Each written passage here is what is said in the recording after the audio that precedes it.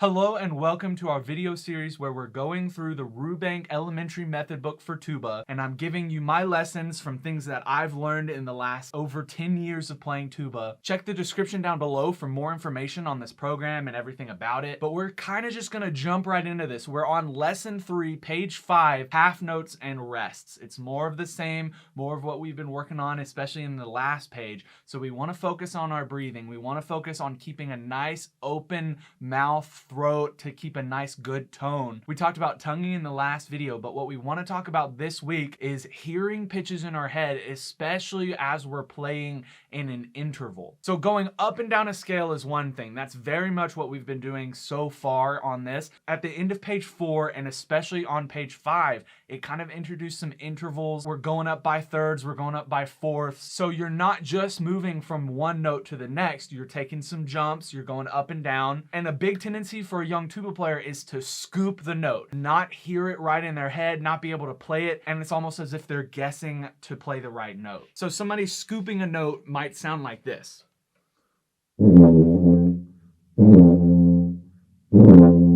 where they just don't have their embouchure set right when they begin the note, so when they start the note, they're just kind of guessing until they settle into that note. There's several ways to fix that, and one thing that I've been trying to push to my students more is using the mouthpiece. I think a lot of the time, young tuba players are scared to start on the mouthpiece because it's so much different than putting all your air through an instrument. But what happens is everything that you can do on the mouthpiece is just being amplified onto your tuba. If you can't do it on the mouthpiece, it's gonna be a whole lot harder to play it well on the instrument. So that's the first tip when you're having trouble scooping. So say you're trying to play that F. What if we just take the mouthpiece out?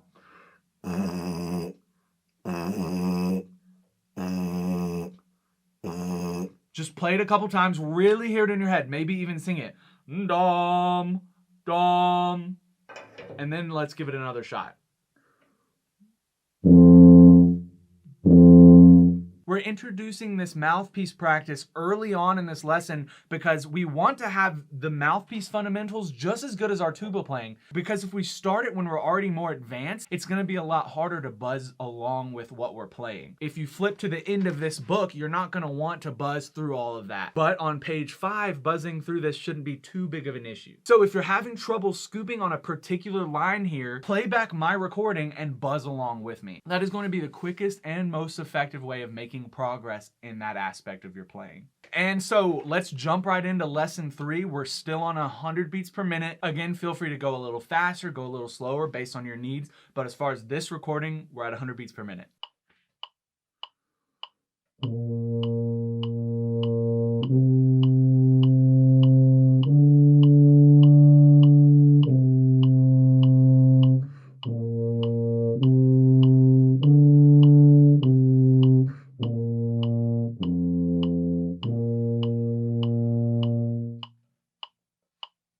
Number 2 especially is really good to buzz along with me, especially once we get to that second and third line where we're just holding out these notes, where we're not just playing the B flat and then the A, because we're going from a B flat to a G, back to the B flat to the G. It's perfect to get your ears kind of used to listening to that interval.